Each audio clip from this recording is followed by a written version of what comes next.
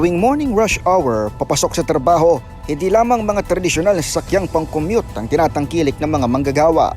Gaya rito sa Ortigas Avenue at Green Hills area sa may San Juan City, business district at pinapasukan ng mga empleyado, ilan sa kanila ay nagbubuk ng motorcycle taxis gaya ng angkas Move It at Joyride.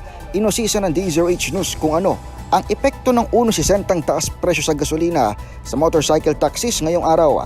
Ayon sa angkas rider na si Antonio, ramdam sa bawas ng kita ang napadadalas na oil price increase dahil arawan sila kung magpakarga. Kung magkakaroon man daw siya ng 1,000 pisong income bawat araw, matik nakakaltasan pa ito ng 200 piso mahigit para sa full tank bukod pa sa kanyang pangkain habang nasa trabaho. Samantala, kung buwanan naman ang kalkulasyon, halimbawa kung nagmamahal ang gasolina ng sunod-sunod na linggo, sinabi ng Joyride rider na si Ronald na may 500 piso din ang makakaltas sa kanyang may uuwi. Pero kung ngayong araw lang ang pag-uusapan, naabutan natin ng Move It rider na si Paul habang nagpapagasolina kung saan kita nga 17 pesos agad ang inangat ng kanyang gastos. Kasi sa isang araw sir, papagasolina ako ng full tank, tapos hanggang lang yun sir, hanggang alas 4 tuloy-tuloy ang biyahe mo. Papagas ka na naman ulit bago umuwi.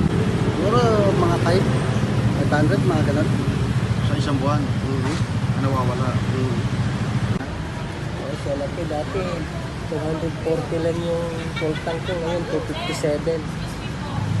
Ngayong Martes, nagmahal din ng 1.10 ang kada litro ng diesel habang 1.5 naman ang itinaas ng presyo ng kerosene o gas. Para sa kauna-unahan sa Pilipinas, DZRH, ito si Edniel Parrosa. Tuloy-tuloy sa pagbabalita, tuloy-tuloy sa serbisyo. Sama-sama tayo, Pilipino.